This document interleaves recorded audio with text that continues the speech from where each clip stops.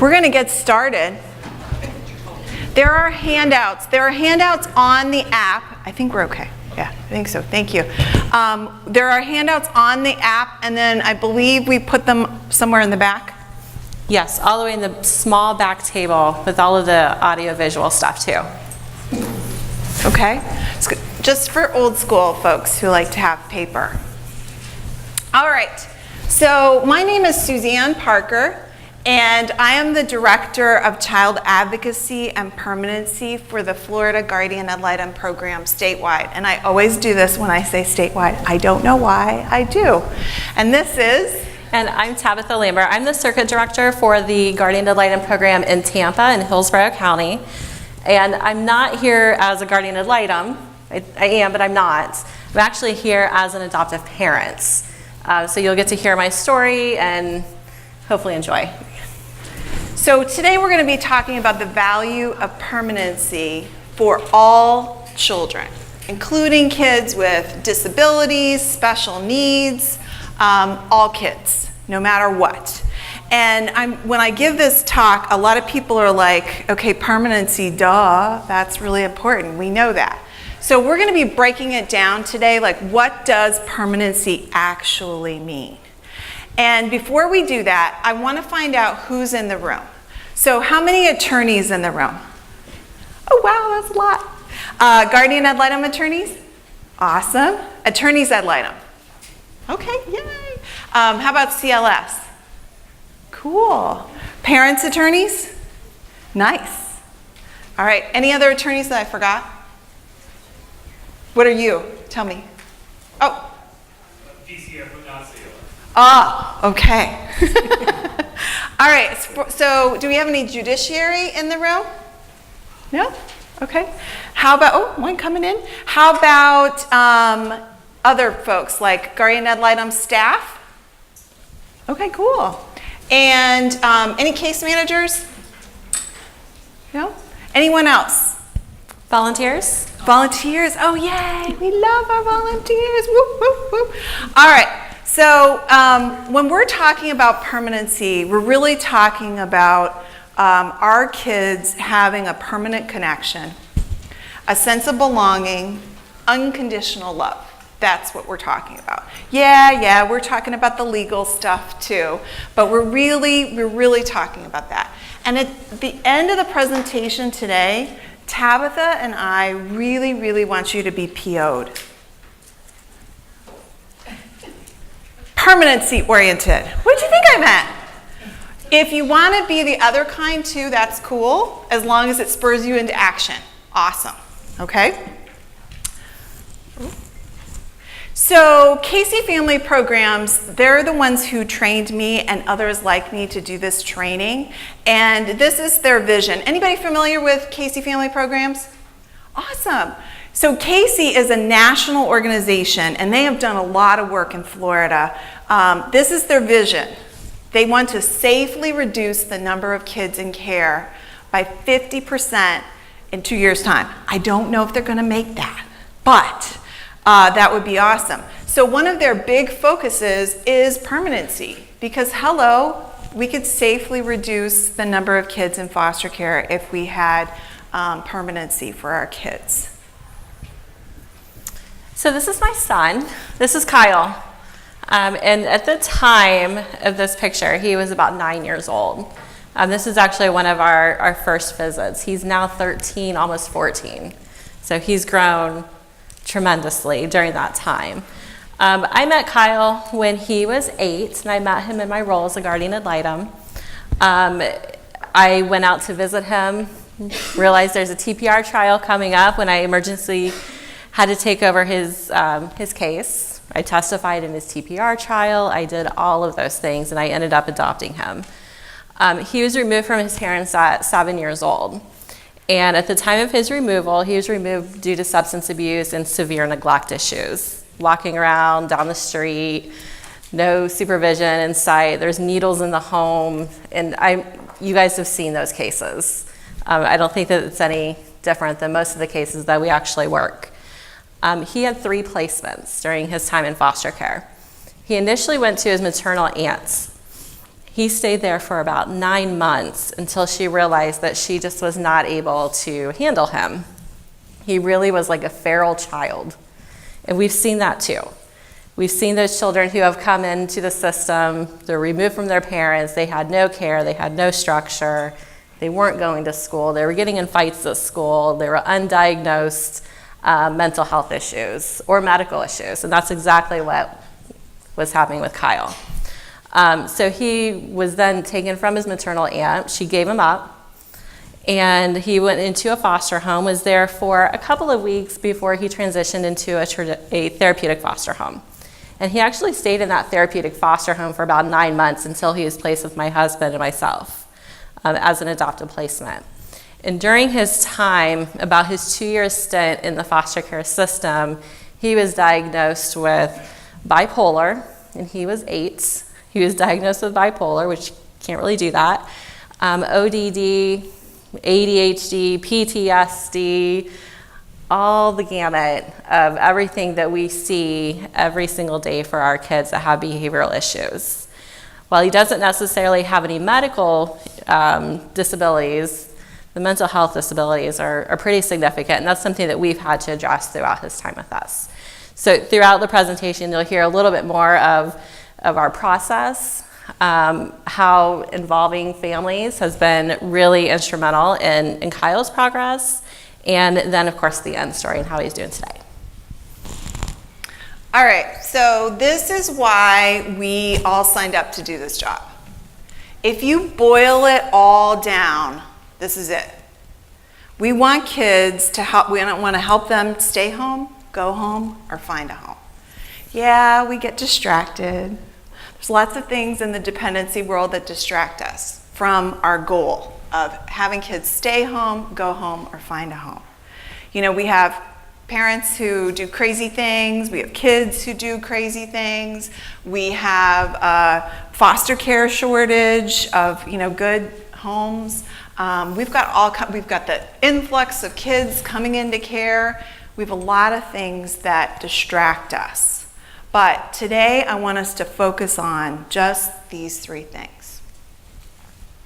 So let's look at a working definition of permanency. So it's a parenting relationship with at least one adult, okay? This is what we're talking about.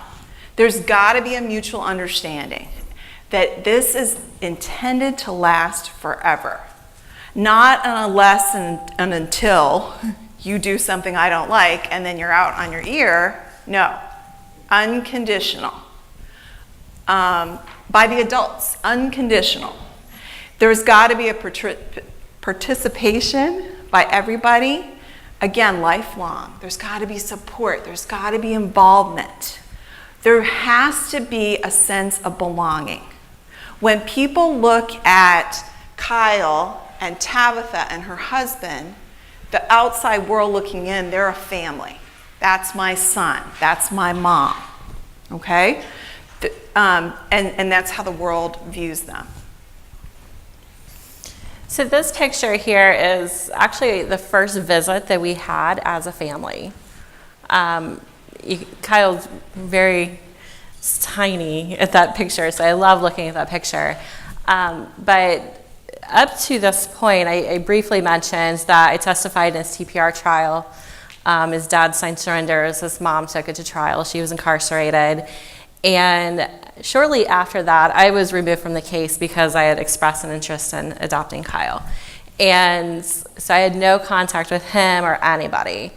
And I received a call from his caseworker several months after the TPR, probably 3 or 4 months, informing me that Kyle's mom had passed away.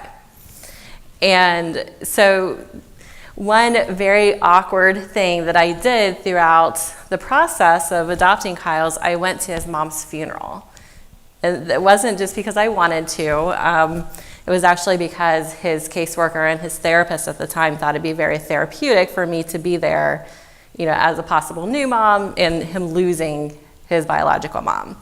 And so while it was very awkward and uncomfortable, it was probably one of the best things that I had ever done and throughout the process, because I was able to make such a vital connection with some of his birth family. it was very awkward because obviously they're mourning, the loss of Kyle's mom. But it ended up being a really good thing. And you'll learn more about that connection later on. Shortly after that, we had our disclosure. We did all of the legal stuff and had our first visit with Kyle.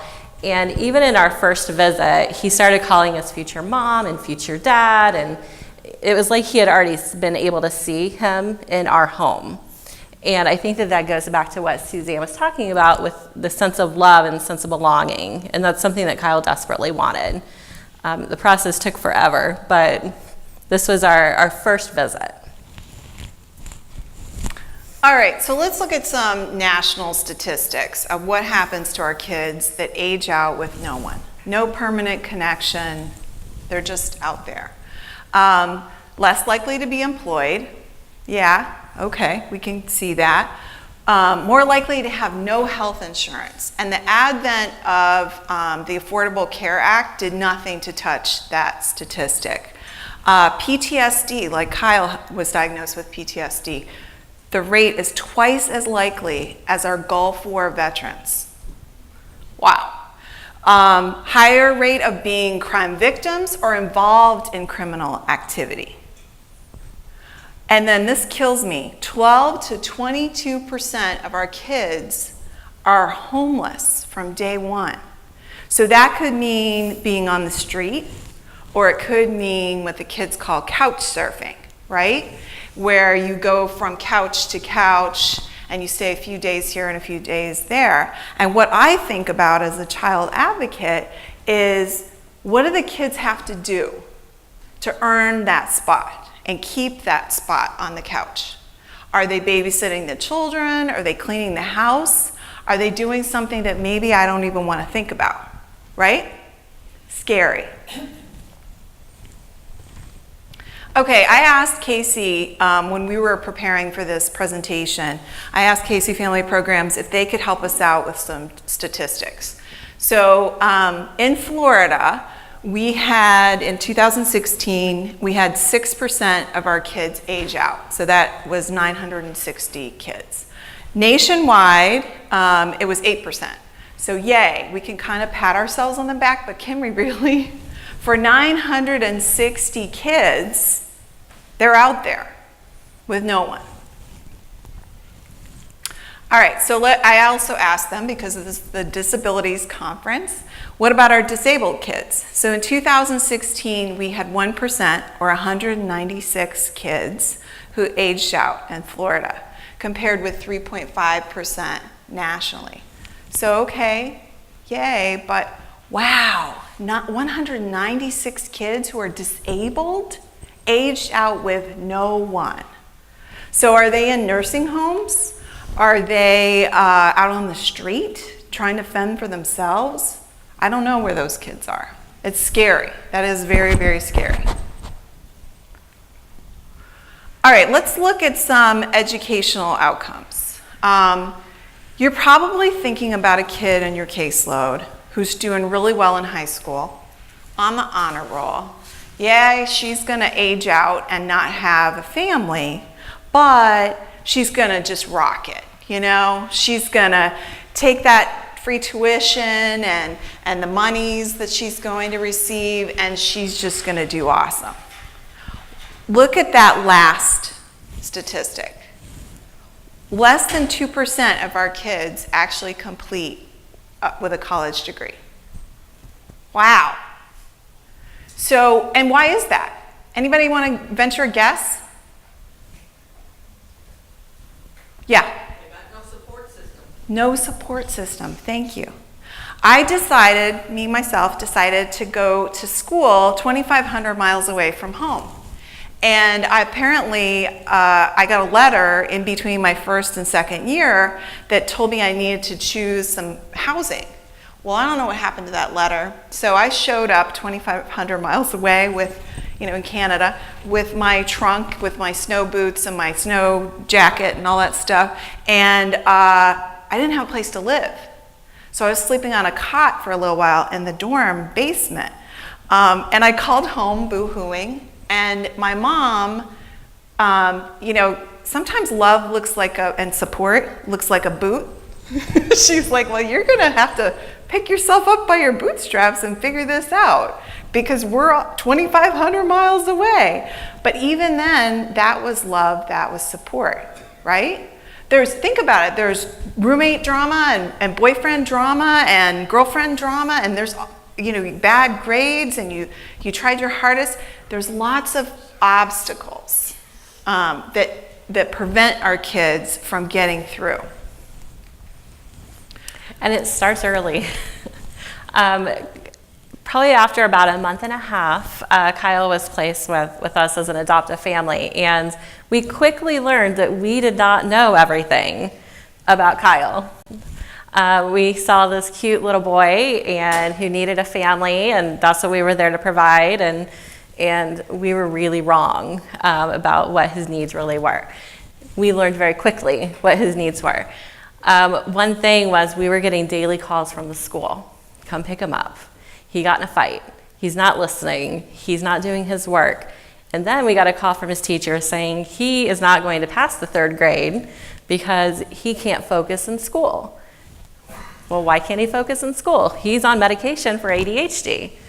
And this was really surprising because his therapeutic foster mom was the director of the after-school program at the school. She's there every single day and neglected to talk to the teacher. Nobody knew any of us, including the caseworker. So we quickly met with the teacher and learned that he was on this medication, worked really great. He was able to focus, develop tics, which is a side effect from stimulant ADHD medication. Take him off of that, put him on a different one that's not stimulant-based, everything changes. He's more aggressive, he's getting in fights, he's talking back, not paying attention in school, and not able to focus. Obviously, it wasn't working well for him. So we kind of did a detox of all medication to get a baseline, found a new psychiatrist, found a new therapist, found new everybody, and so we were able to move on. Of course, 3rd grade, I'm sure everybody knows this, is a really big time for the standardized testing. If you don't pass it, you're in jeopardy of being held back. Kyle was already held back once, so that would have been a 2nd time. So we were able to work with the school to get a 504 plan in place, which later led to an IEP. And what we've been able to do, Kyle's really excelled in school at this point, but we had to teach him how to advocate for himself. So once we got the IEP in place, in particular in the 504 plans, I typed out all of his accommodations that he would be entitled to. And he would sit at his desk, he would take the accommodations out, and he would ask his teacher, Miss So-and-so, can you make sure that I get all of these things? And if it wasn't for talking to Kyle and involving him in his education and teaching him how to advocate for himself, he would probably still be, in 5th grade, and he's in 7th grade. So it's really important to make sure that we are pushing for our kids so they don't end up like a statistic that Suzanne talked about. All right, I'm going to read to you. We think sometimes that poverty is only being hungry, naked, and homeless. The poverty of being unwanted, unloved, and uncared for is the greatest poverty. That was Mother Teresa.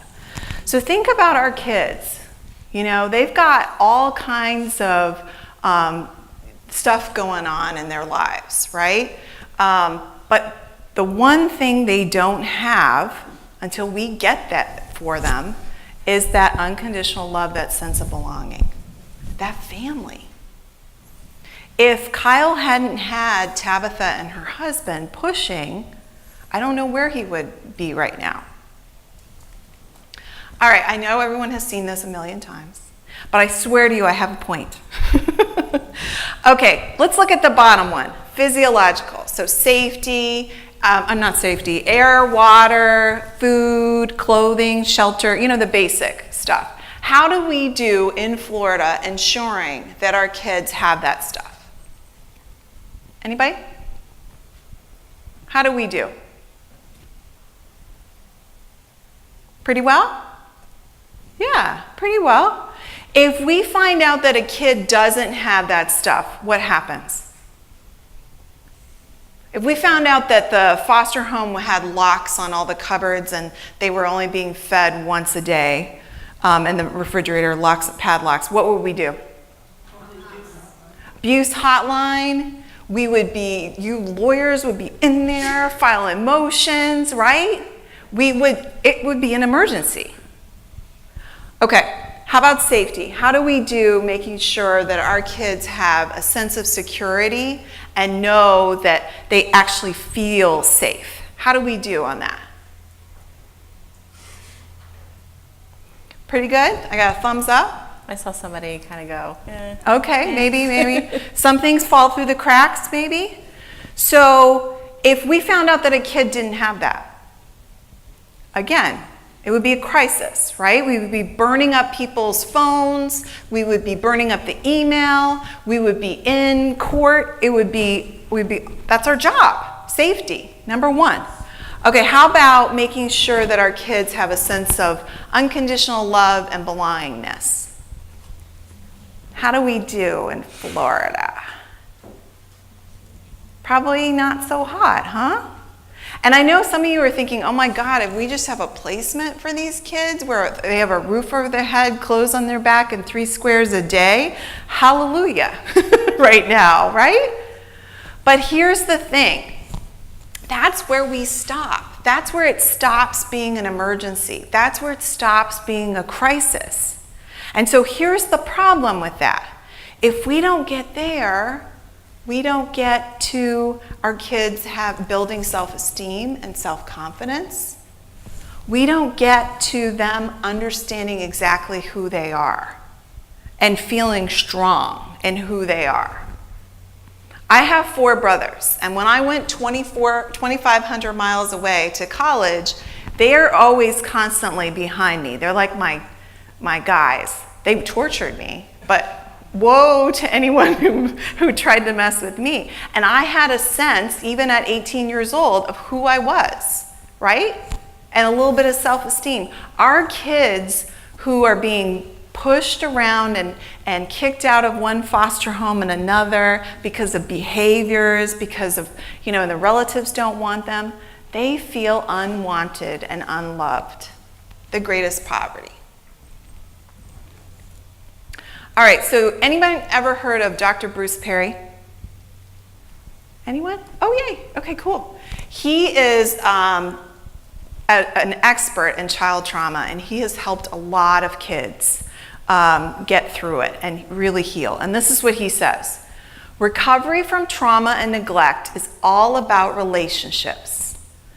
Rebuilding trust, regaining confidence, returning to a sense of security, and reconnecting to love. And this is the really important part.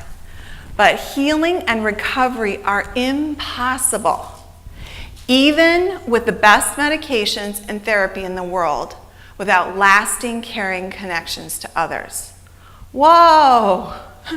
How many kids do we have on psychotropic medications and in therapy, but they have no one to connect to?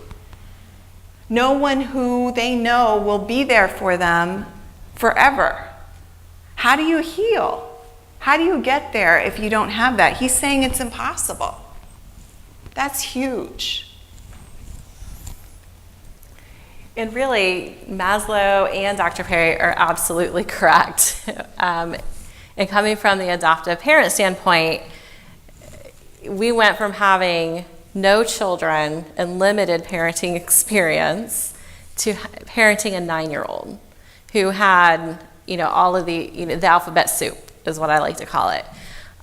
It's not easy. There were a lot of behaviors, a lot of challenges, the honeymoon period, and then there was no honeymoon period, where he's definitely challenging us. We learned that he couldn't go to the bathroom by himself. This is a 9-year-old child. He was afraid of the dark, may not be that abnormal, would not sleep alone. We had to lay in there every night with him until he fell asleep.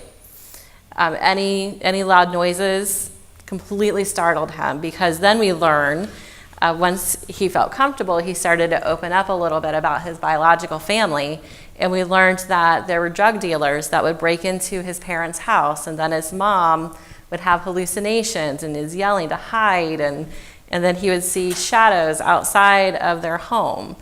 We had no idea about any of that. Nobody did. And this is a child who had been in therapy throughout his time in the system. So over 2 years, none of that had come out until he felt that he was able to.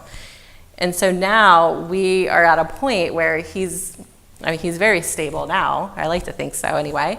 Stable as a 13-year-old boy could be. But when you look back at the pyramid and look back at Maslow, it wasn't until he felt safe that he actually started to disclose things to us. He felt like he belonged to our family.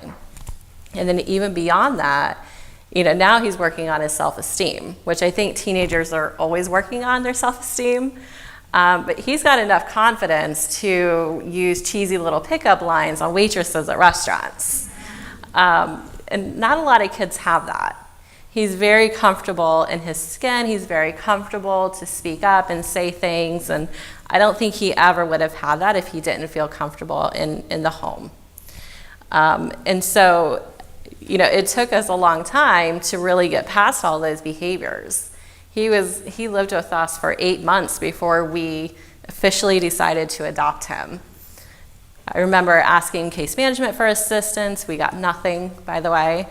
I remember them thinking that we were going to give up on him because of some of the difficulties we had, and we definitely would not have done that either, because that would have been even more traumatizing. But he wouldn't have anything if we didn't act as an advocate for him. So we're the ones that got him all these evaluations. We've done neuropsychological evaluations. We then learned through a therapist that he may not necessarily have ADHD, so then they did a test. He's severely ADHD. Then we found out he has an auditory processing disorder and a decoding disorder. So he mixes up little symbols and words. Not necessarily dyslexic, but if he says remember, it'll be remember. He's not able to really discern between the M and the N's. For the auditory processing disorder, we've learned techniques to deal with that as well.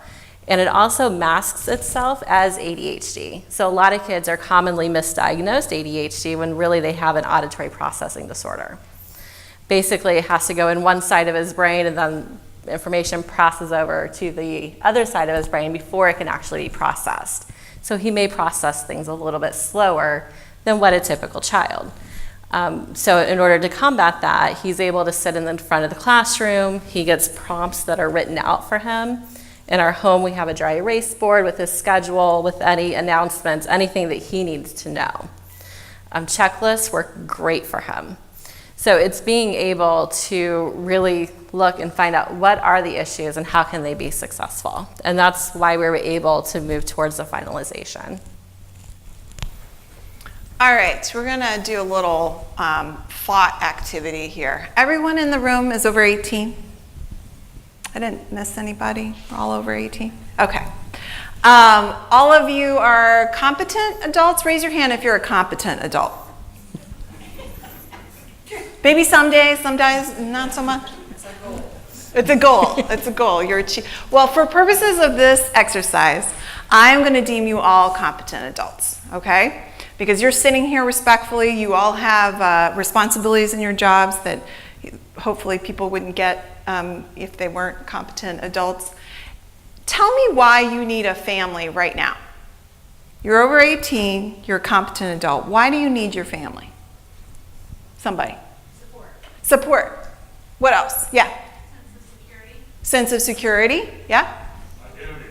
Say identity. Yeah. Yep. It enriches your life, the give and take. Yeah. You're never the same. Yeah. Enrichment of your life. Yeah. The give and take. Yes.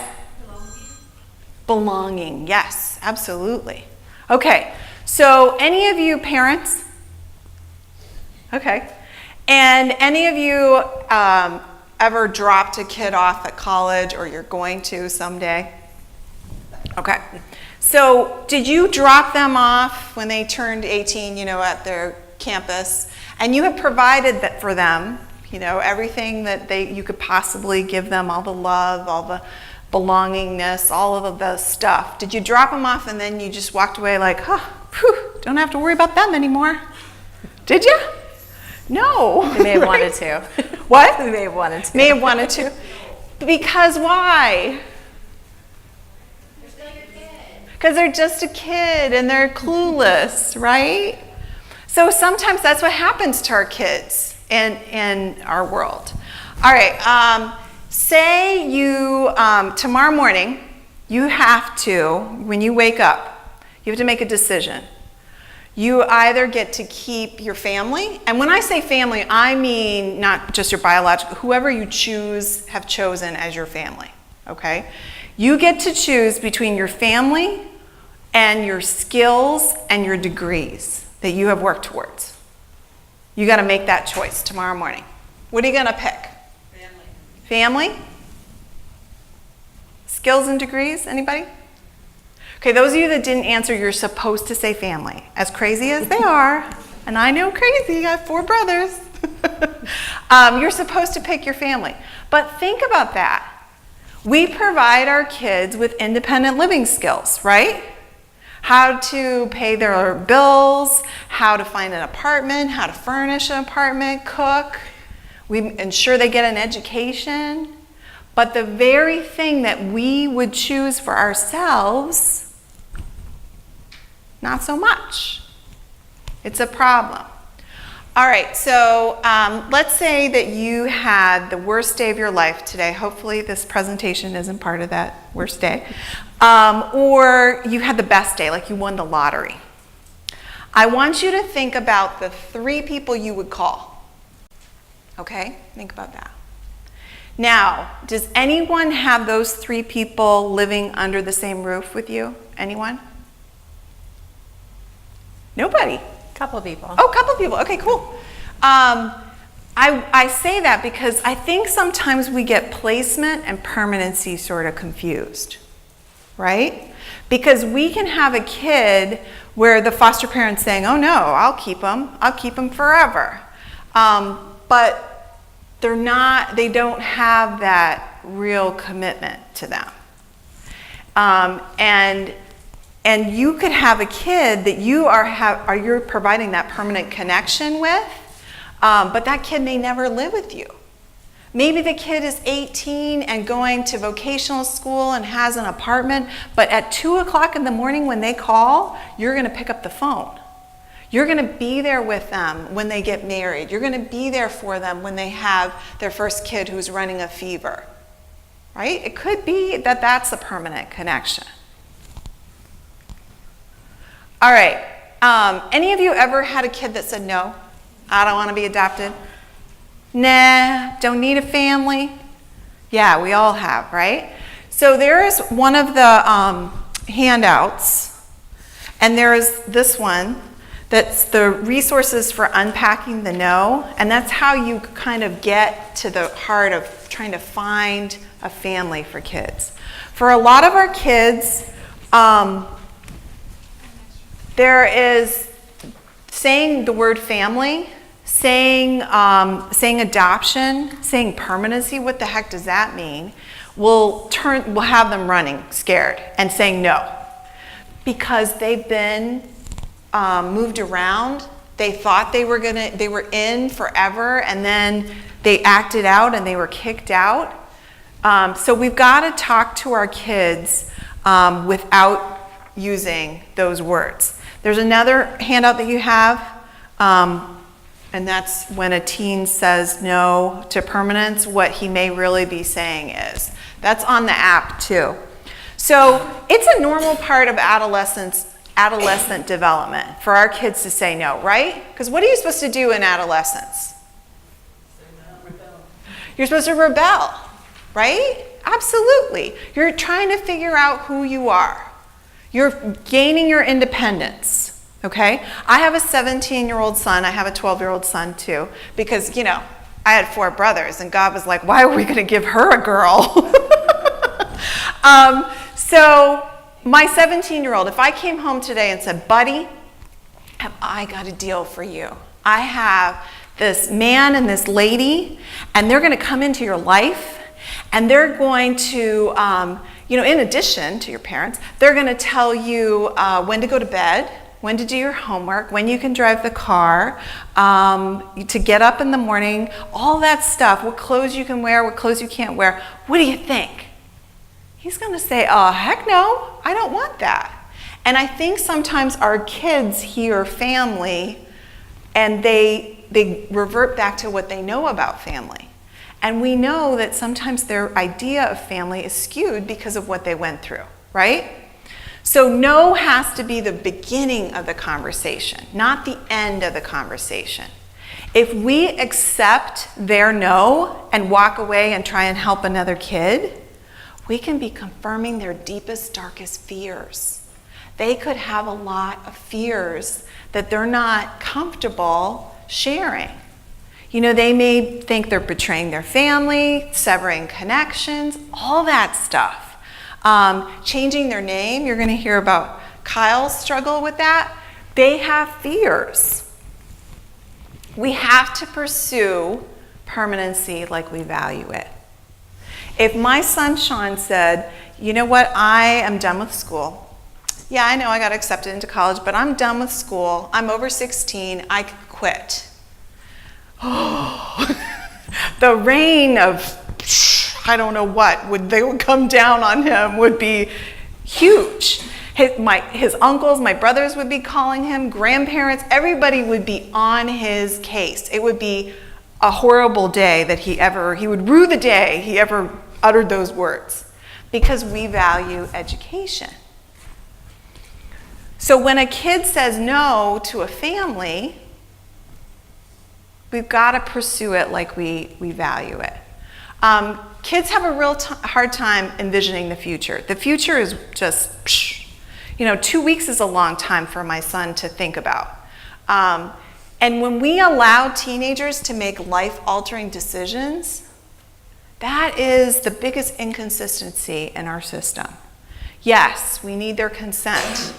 All you lawyers, yes. But can we take the time to have more than one conversation with them about it? Yeah, we can, and we should, and we must. And not hammer, like we're the hammer and they're the nail. We got to talk to them. I was down south, and there was a lady who had a girl, who was saying, no, I don't need a family. I don't need any part of that. I'm going to age out. I'll be fine. And she started talking to her, and the girl is a cheerleader. And she was like, wouldn't you like to have somebody come to the games to watch you cheer? And she's like, yeah, that could be kind of cool. And she's like, what else do you like to do? And she's like, oh, I like to watch movies.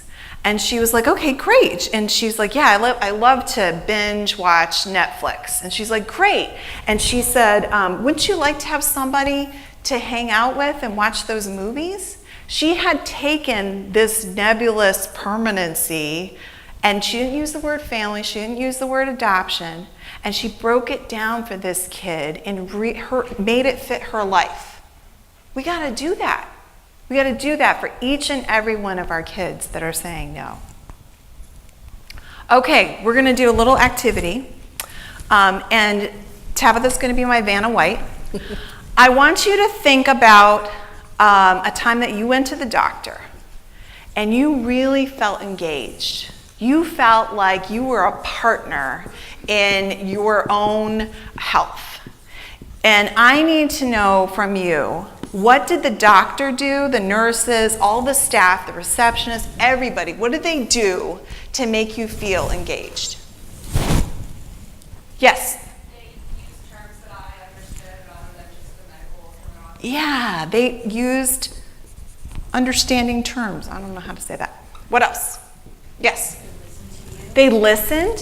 Thank you. Yes. Eye contact. Yeah, because they all have those laptops or tablets now, right? What else? Yes, ma'am.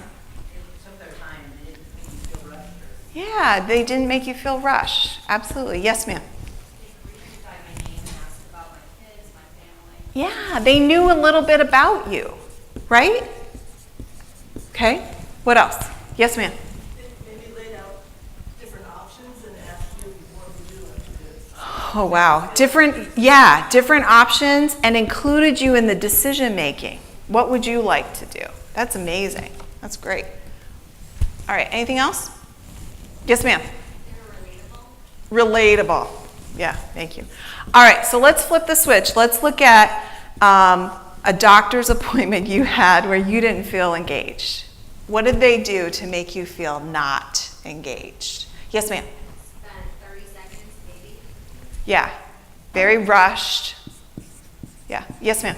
Or dismissive. Dismissive. Oh, gosh, yeah. Somebody else. Yes. Didn't even know my name. Didn't even know your name. They probably didn't read your chart. What else? Yes. They didn't really talk to me. They just rushed to diagnosis. They're like, all right, you're done now. Yeah, they just kind of diagnosed you and they rushed you along. All right, this side of the room. Come on, this side of the room is killing it over here. What's going on? One more. Yes. Said it would be all okay. Said it would be all okay. Okay, well, that could be a good thing. Could be a bad thing. Yeah? Okay. All right, so let's look at this. Let's kind of reframe. When we are dealing with our kids, when we are dealing with our families, our parents, our caregivers, whether they're relative or foster parents, do we always treat them like the side that we like to be treated? Do we always do that? And not do the other side?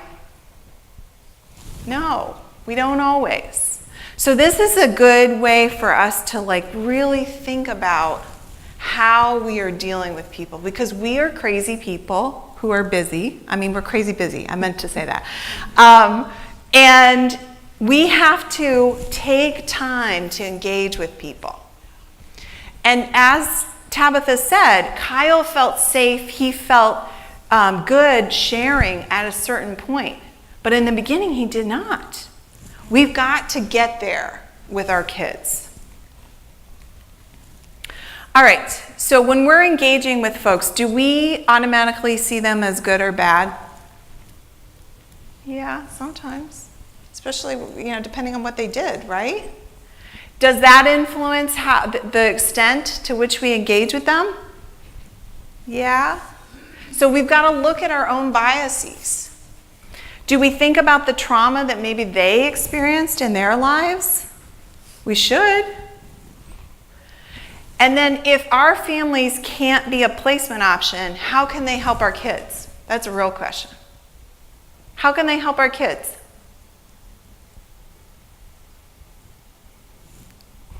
Support, encouragement, right? And we've really embraced Kyle's biological family. I think it's a little bit of a unique perspective, and if we didn't have the support of his biological family, I don't know if we'd be successful. My connection with his aunt, who's pictured, is who I met the day of his mom's funeral. She, crying and everything, but she still took the time to get to know me and to make sure that Kyle is going to be living with somebody that she felt that he should live with. And we've had dinners, we've really made a connection. I have two sisters of my own, but I'm closer to her as a sister than I am my own family. So it's really kind of a unique perspective. Suzanne mentions the fear of changing names. She's the one that helped us get past that. I remember Kyle saying to my husband and I that he didn't want to change his name. He wanted to stick with his last name, didn't want to change it at all. We were shocked. We just assumed that would be okay. And it wasn't okay for him. But nobody ever took the time to ask him about it. We didn't even think to have a conversation with him about changing his name. And his aunt, her name is Angelina, she's the one that helped us with that. She made a deal with him to, if he hyphenated his name, when she got married, she would hyphenate her name. And that's exactly what she did. She got married last year in Jamaica, no kids allowed. My husband and I went to the wedding. We left Kyle at home, just to kind of give you an idea of how close we are, with the family. We've also connected with his maternal grandmother who lives out of state. She had wanted placement, but she wasn't able to take placement because she had her own issues. She just emailed me this morning asking how Kyle was doing. If we didn't have those connections, it really would make things more difficult. Not only for us, because she is one of our most trusted babysitters, but for Kyle too. What kind of family would we be, or parents would we be, if we did not allow him to continue those connections that he had already built? His aunt, even though she had placement and gave him up, she recognized that she wasn't able to care for him. And we've had many conversations surrounding that. If it wasn't for her, we wouldn't have baby pictures, which are so important for our kids as they grow older. He wouldn't have any of the pictures from his biological family, his mom, his grandmother, aunts, uncles. We've since learned he's got family up in New York. He's got family and that is more local, and he's had a lot of contact with them now. He didn't have that contact. We've really embraced all of that, and it's been really great because if we have any questions, are there any other adoptive families, foster families in here? Do you ever go to the doctor and they ask your family's medical history for your child? And you don't know. We do know because we have that connection. And it's such a big benefit. So embracing those biological connections, it's so important. Whether they can be placement or not, they can always provide that information and that support to whoever is caring for the child.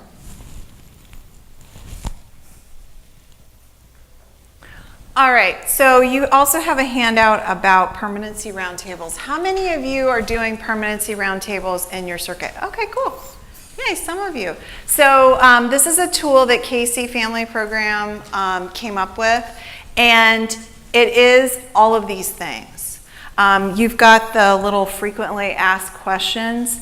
If you have a kid who's in limbo, especially a disabled kid, and there is no forever family in sight, and we've got TPR, we have to have one of these. You need to talk to your folks about having one. It is a no holds bar, like non-blaming. We're not there to point fingers, but it's relentless. Let's look at what can we do? And these are the questions. What will it take to achieve permanency? Maybe we need to try something that we already tried before. We've had kids who we put back with the parents that we TPR'd because this kid has been in care for 5 years and the parents have made it their own transition, and yes, they're TPR'd, but they really should go back to their parents because the parents have kind of done a 180 and they're not doing so hot in foster care. We've done that kind of thing. How can we engage the youth in the permanency planning? In Tampa, we had a youth-centered roundtable. That's where the kid is there.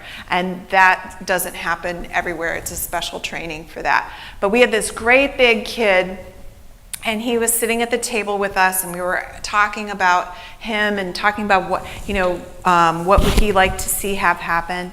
And he said that he wanted to see his father. He's 16 years old. He'd been in care since he was 6, and he wanted to see his father. And so we started talking about, like, okay, we got to get a plane ticket because his father was in prison. It's one of those, like, can never be a placement. His father was in prison in another state. So plane ticket, who's going to go with them, who's going to pay for it. We're just, all of us are really on it, strategizing. And this kid pounds the table, big fists coming down on the table, and he starts crying. And we were like, what? And we're like, buddy, no, we're saying you can go. We're trying to make it happen. And when you get choked up and your throat kind of closes up and you can't really speak. So he walked out of the room, went down the hallway, got himself together, came back in, and he explained to us that for 10 years, he had been saying the same thing, that he wanted to see his dad. And he got, okay, we'll see what we can do. We can't do it, it's too expensive. I don't know who's going to pay for that. All of these answers. and he just wanted to see his dad.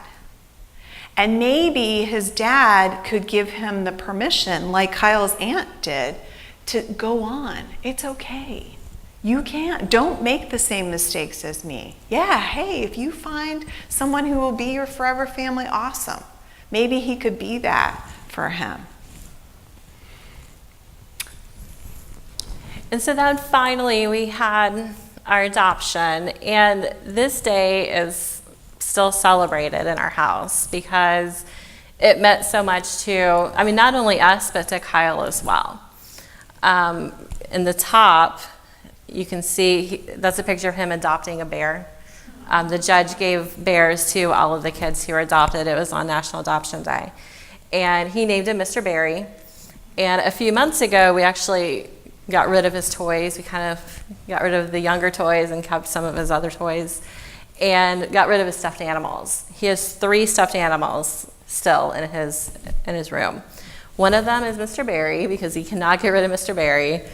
One of them is a small bear that his mom had given him when he was with his mom. And then another one I'll show you in a minute.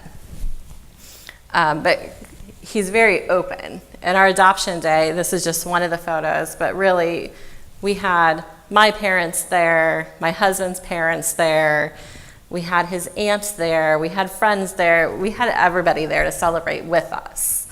Because we didn't feel that we could have had that day if it wasn't for the supports that we had built, in particular his aunt.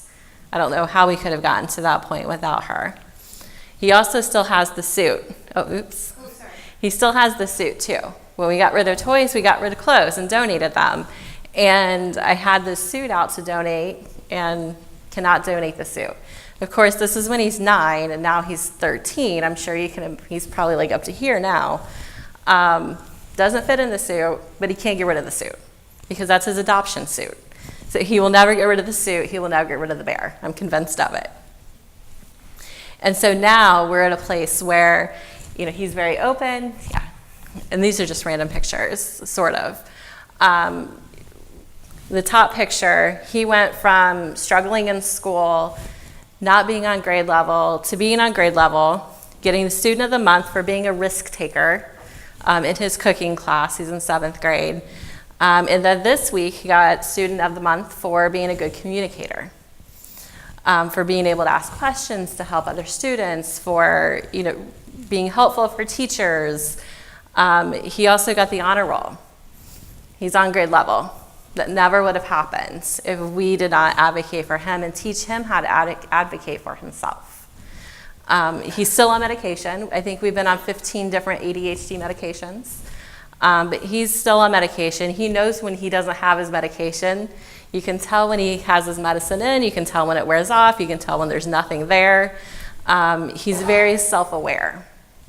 And it's taken a long time for him to get like that. In the middle picture, the reason I put that up there, that's the 3rd stuffed animal that he has. And before, I think I mentioned that he's very open, very confident or building his confidence.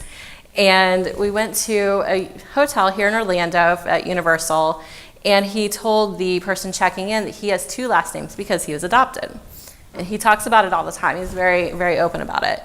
And it turns out that the woman behind the counter was also adopted.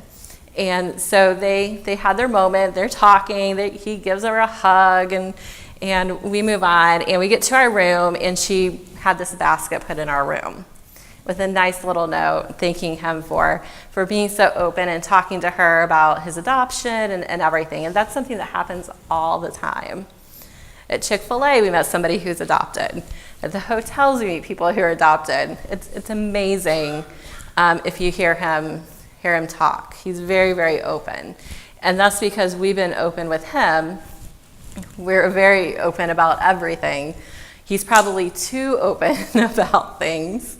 But one of the things that I'm probably most proud of for him is that at one time, I think I mentioned earlier in the presentation, he was getting in fights at school. He was very aggressive. And last year, he had a run-in with another kid at school. This is in 6th grade. He bumps into a kid as he's leaving the classroom, and so they part their ways. And after school, which is probably about 2 hours later, The kid comes up to Kyle outside in front of the school when they're going to their buses and punches Kyle in the stomach. The old Kyle would have hauled off and decked the kid back. Well, this Kyle, totally different Kyle, steps back and he thinks, I'm not going to punch him back, and he did not punch him back. He actually went and told somebody. And the reason he didn't punch him back is because he knew it would have bad consequences. And I think that that's what we want for all of our kids. So for seeing him within this, about 5 years or so, going from a kid who would definitely engage and fight to a kid that steps back and thinks about it, and he actually still got in trouble, even though I argued with the principal. But he made that decision not to fight back. And I think that that is just, it's really important for our kids to be able to make that recognition. So, and those are just, we take advantage and go on lots of trips. And so that's Kyle enjoying himself on a cruise, those little photos that they do on the cruise ships. But So what you do matters. If you take nothing away from this presentation, please take that. Every little bit that you can do helps. Any of you ever heard of the Starfish Story? All right, I'm going to tell you it because some of you haven't. So there is this little boy walking on the beach, and the tide had come in, and there were a bunch of starfish, and they're dying because they can't get back out. And the beach is just littered. So he's picking up the starfish one by one and chucking them as far as he can out. And he's doing this over and over again. And this older gentleman comes along and says, "Young man, what are you doing?" And he said, "Oh, I'm picking up the starfish and throwing them back out because they can't get there by themselves." And he says, "You're not going to make a difference. Look, just literally as far as the eye can see, there's starfish. There's millions. You're not going to make a difference." So he picks up another one, and he throws it as far as he can, and he turns to the man and he says, "I made a difference to that one." You're not going to get permanency. You're not going to get unconditional love and a sense of belonging for all of our kids. I know that. But we've got to make a difference. We can do our part, however small. We can make ourselves permanency oriented. Okay? We can't be distracted away from all of this. We can listen to our kids. We can engage with our parents. We can reunify. We can hear their story. We've got to do this. We can never lose hope and never give up, because we can and we must do better. All right, anybody have any questions? Before I take any questions, I really want to thank Tabitha for coming today and sharing her personal story with us. no, and I just hope that it gives people perspective. Because, if we didn't advocate, I don't know what would have happened to Kyle. And when he had those things that happened to him, the honor roll, the fighting issue, and all of that, he had somebody to call. And that's what all of our kids should have. And that's why we need to be PO'd. PO'd, yes. Any questions? Yes. I've noticed that when children have some special needs and they're looking for placements, that the potential placements might not be fully informed of the needs. So do you have any guidance on ensuring that the CDC or the department gives the full picture to a potential adopted family so we would have less of a risk that it didn't work out? Yeah, I think that we all need to be informed of the kids' needs. And I think we all need to be there at that presentation. And so we can pick up wherever is left off. And they should walk away with copies of any evaluation. Another good thing is they need to audio tape it. With everyone's permission, of course, because when you go to the doctor and you hear part of what the doctor's saying, but you're thinking you can't take it all in, there's too much. So then they can play that later, and they can really get it. I recommend that, absolutely. Yes? I wanted to tie in some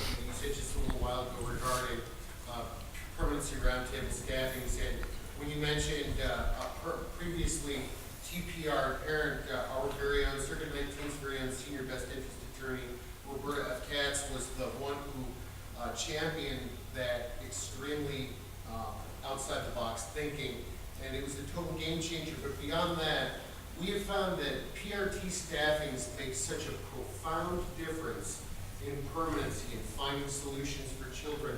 We've been doing it for 3 years in Circuit 19, and it's extremely effective. It is.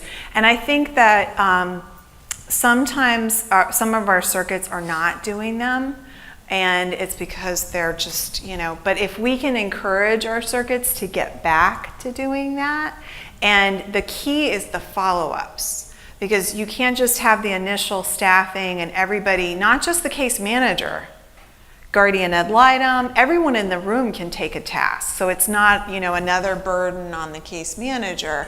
But we can come back and have follow-ups. We have to, because we all need to come back together. Okay, where are we now?